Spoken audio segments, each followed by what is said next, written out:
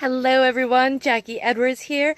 Have Yes, I'm having a wonderful time on a lovely Thursday afternoon, so I thought I would come outside for this one. I actually just got out of my car, which is why I'm a bit late. So speaking in Croydon last night, had a little relax in the morning, just got back, and right when I finish this, I've got to pop off to get my regular Thursday massage. So this one is going to be short.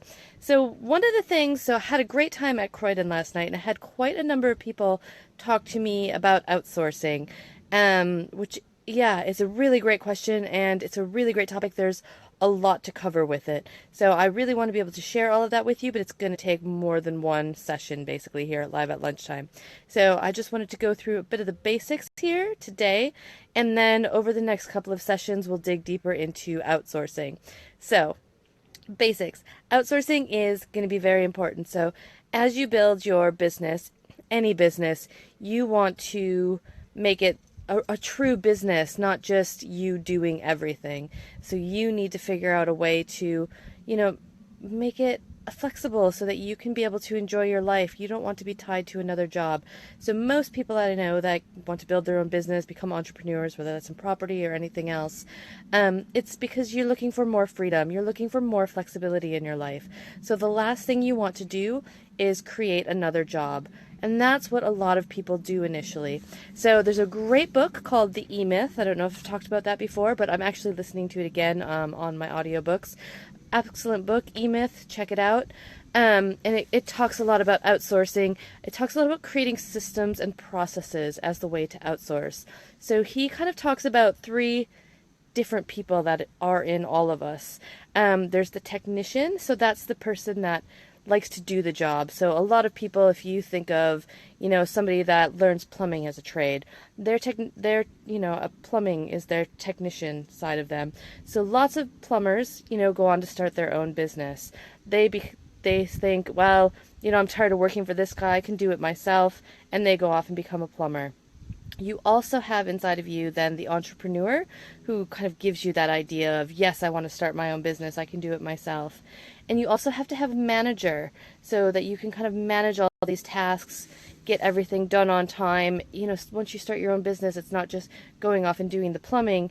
All of a sudden you have to do the bookkeeping, you have to manage your schedule, you have to manage the accounting records. So there's a lot more to it than just doing the technical side of things.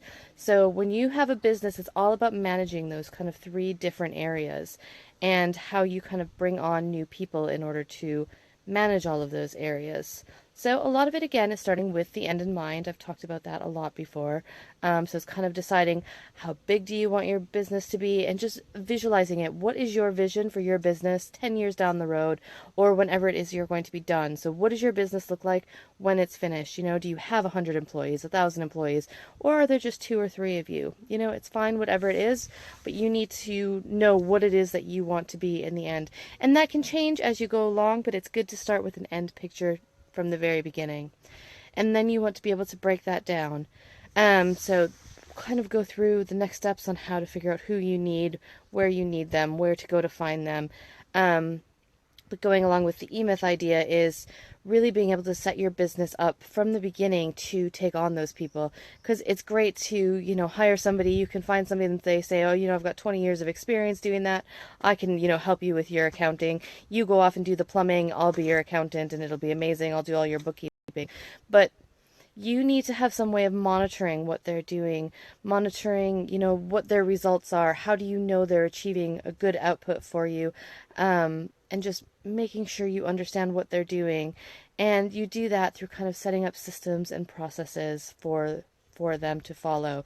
And again, those systems and processes can change, but you want them to start off with a system to follow. You want them to have measures that they're kind of going to achieve, and just have a plan for them, basically. And the same thing for every staff.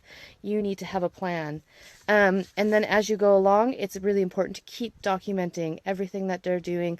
Make sure there's kind of a written record of it, that, if something happens to that person, they decide to leave you, they get ill, they can't work, you can easily, or maybe not easily, but you can quickly replace them with somebody else because you've got all of that information written down. You don't have to start back at square one and retrain them from zero.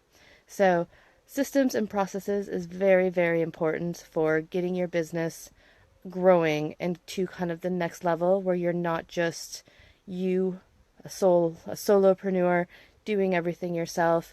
You're starting to build a team. That team doesn't have to be physical people in your location. You can have a virtual team as well. And they don't all have to be full time either. You can have part time team members.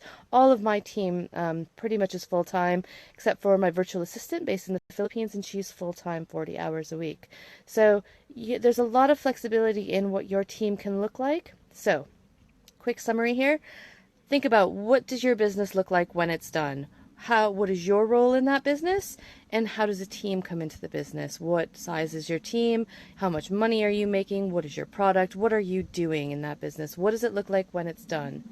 And then how can you start setting up kind of systems and processes, org charts, that type of thing now, to get it organized so that it's easier to grow and you have a focus for how you're going to grow and build the business. So that's what we're going to talk about today. Thank you very much for tuning in.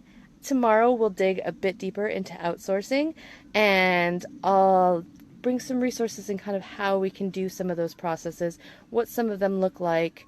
And then as we go over the next couple of days, which we'll go into next week, we will talk about how I started outsourcing in my business, who I took on, and how I got that to work. So thank you very much for joining in, and we'll see you next time tomorrow for Friday live at lunchtime.